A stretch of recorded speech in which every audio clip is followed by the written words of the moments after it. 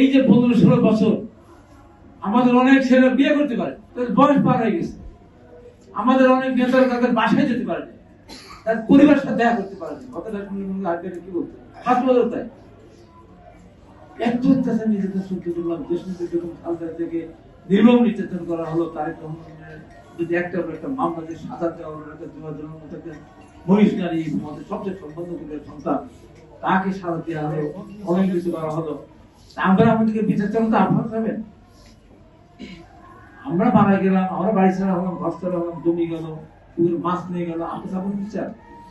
পরিষ্কার কথা, নির্বাচনের একটা রোড ম্যাপ দিতে হবে। বিএনপি খুব ভদ্র ভাষায় কথা বলছে, আর বলেন নির্বাচন আমরা হবে 31 নির্বাচন বলেন, একটা কিছু বলেন। এটা একটা সিনেমা ছিল না, বলবে একটা কথা কও, গোলাপি একটা কথা কও। তো সরকারকে বলে একটা কথা বলেন, একটা রোড ম্যাপ দেন। এত এত তো বাদল বন্ধ কেন?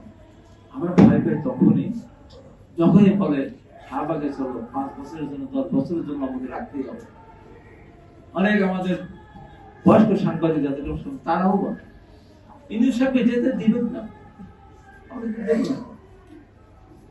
নির্বাচনের মধ্যে দিয়ে আসুন, তাহলে তো আমরা যেতে দেবো না। বাট আমাদের প্রয়োজন আমরা রাখতে হতে পারি, কিন্তু আমাদের ক্ষমতা যাবো, আমরা কি বলছি আমরা ক্ষমতা যাবো? এখন যারা রাজপথে আছে, মাঠে যারা আছে, তারা মনে করছে তারা যদি ক্ষমতা যায় সব আবার রাখবেন, ক্ষমতা কি আছে? নির্বাচনের মধ্যে দিয়ে দেশটাকে সামনে এগিয়ে নিতে হবে। নির্বাচন বিভিন্ন অবস্থা দেখতে পারবে।